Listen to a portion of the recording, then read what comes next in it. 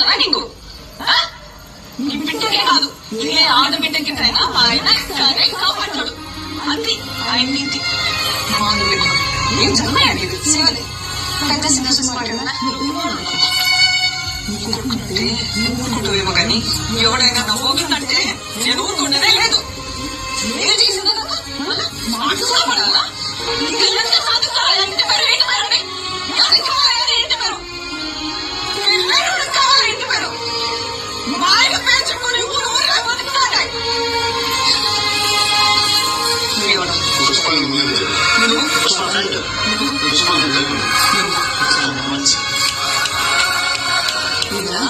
ఎవరినైనా అడిగినా వాళ్ళు తీర్చుకో మంచి చెప్పుకుంటారు.